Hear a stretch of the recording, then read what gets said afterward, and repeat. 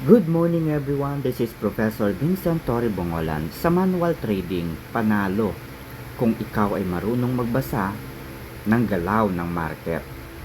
Kung marunong kang intindihin ang mga gabay o yung tinatawag nating mga indicators.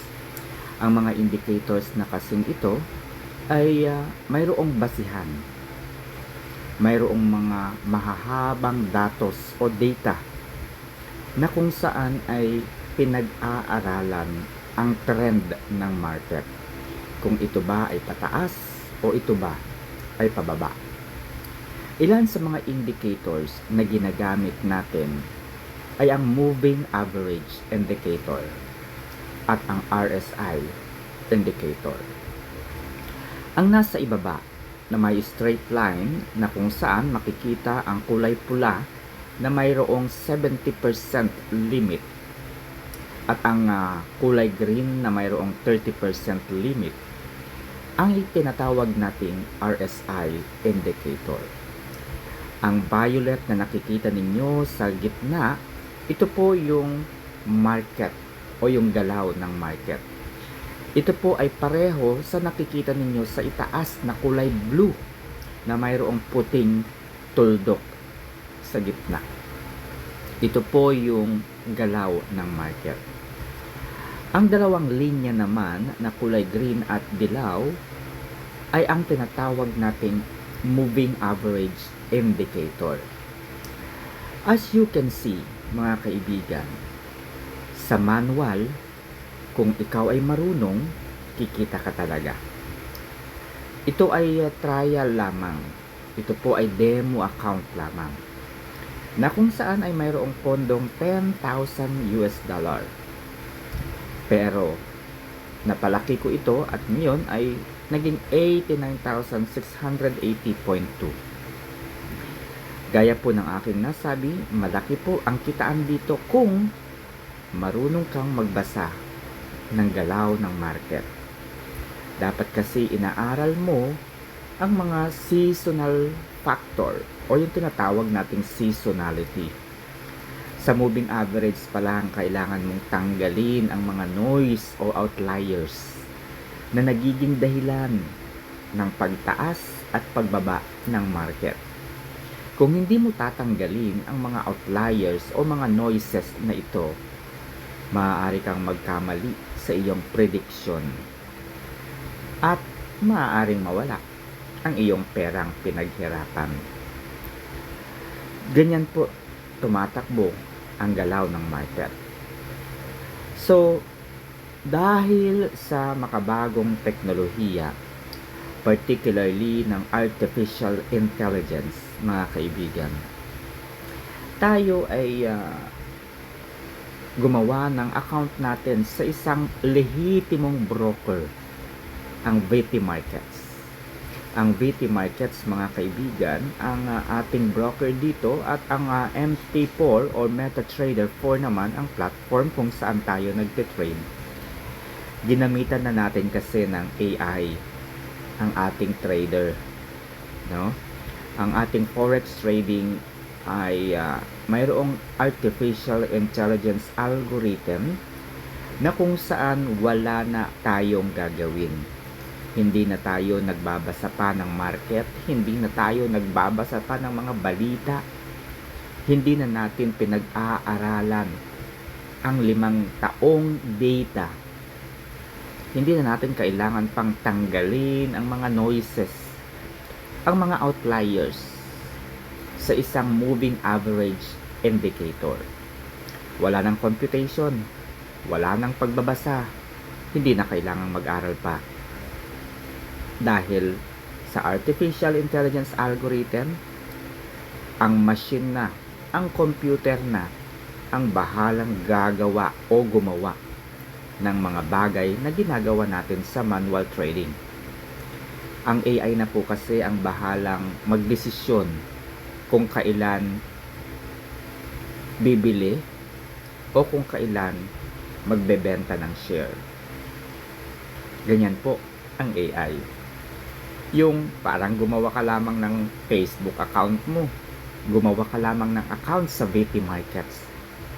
at hinayaan na ang system ng AI na magpalaki ng iyong pera. Bago doon sa ating AI, no, sa ating forex trading, ituturo ko sa inyo at ipakikita kung paano ginagamit ang RSI indicator at ang moving average indicator. Kaya kung nais mong yumaman, huwag kang kukurap. Panoorin mo lamang ito, mga kaibigan. Unahin natin ang RSI indicator na nasa ibaba. Kapag ang kulay violet ay nasa itaas o ang kanyang direksyon ay pataas mula sa 30% na kulay green, ito ang pagkakataon na pindutin mo ang buy. Gaya ng inyong nakikita, pataas ang violet, papalayo sa kulay green. Ibig sabihin, ang trend ng market ay papataas. Kaya kailangan mong pindutin kaagad ng mabilis. Bakit?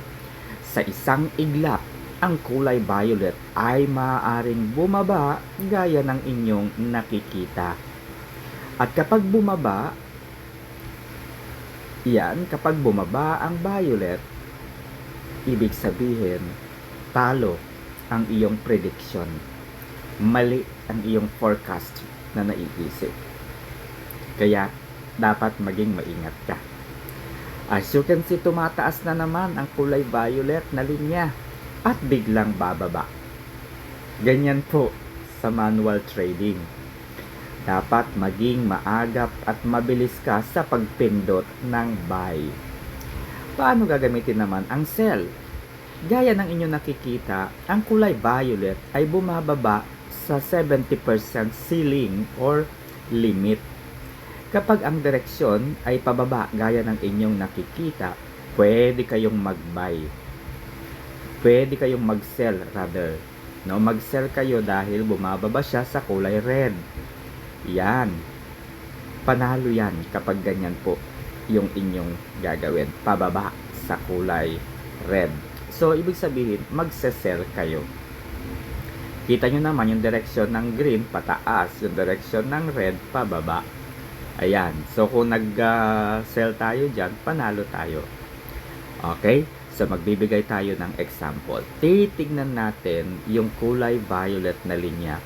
Kung siya ba ay mayroong direksyon na papataas. Dahil ngayon, ang nakikita natin ay below the 30%. So, ibig sabihin, patuloy itong sasadsad. Kaya, hindi tayo bibili. Pwede tayong mag-sell, pero mahirap po, no? Kasi biglang tataas ang market.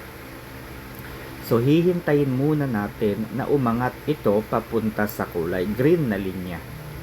Kapag malapit na po ito sa kulay green na linya, tingnan natin yung trend.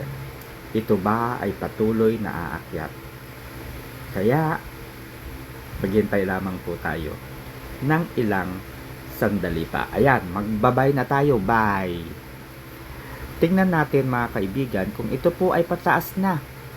Pag pumataas na, nakita po ninyo, nanalo tayo. 97,880. Ayan, patuloy pa siyang tataas, so magbabay pa tayo ulit. Tignan natin kung hindi siya babagsak. At nanalo na naman po tayo. Kasi tumaas po siya. Papataas po siya. Ngayon, delikado po na biglang bababa yan. Gaya ng inyong nakikita. Nakakatakot. Yang ganyang galaw ng linya. Yung papataas nga siya, pero biglang bababa. Nasa gitna po kasi ang violet. So, ayan. Tingnan natin mamaya. Pag nakita natin na ang kulay violet ay pababa, saka tayo magse-sell. Ayan. So, nakikita ko, hindi pa po yan bababa. Pataas pa po siya. Ayan. Tingnan natin. Sana hindi tayo nagkamali. Pero sa tingin natin, bigla siyang umakyat. As you can see, pinindot ko yung sell dahil akala ko bababa na siya. Pero bigla po itong tumaas. 'Di ba? So, ganyan po mga kaibigan. Ayan, tignan pa natin. Kaunti pa. Kung pababa ba siya, nakakatakot, baka biglang umakyat. Okay. Ayan, bigla siyang umaakyat. Oh, nakakatakot. Tingnan mo. Mukhang tumataas siya. Tumataas siya, oh. Mauubos po yung pera natin kapag ganun. Kasi, dapat mabilis. Ayan. So, pwede tayong mag-green. Dahil nakikita natin na pataas po siya. Okay? Ayan. Medyo bumaba siya uli. Naging straight line. Dahil akala ko, bigla siyang tataas. Ngayon ay nag-sell tayo. Dahil nakita natin na pababa. Kaya nanalo.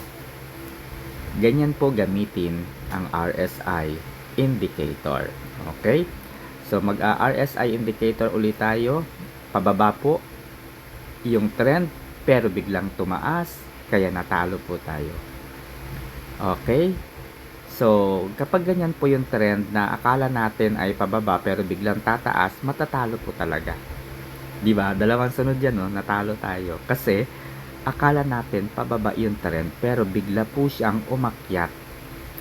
No? Bigla po siyang umakyat. Pero ngayon, panalo ulit tayo. Okay, so isa pa po, last, para sa RSI indicator. So, nakikita mo yung direction, tumataas siya, pero pababa siya. Tignan natin kung patuloy siyang bababa. Okay, bababa. Umakyat po siya ng bahagya. Alright, so ganyan po ang RSI indicator.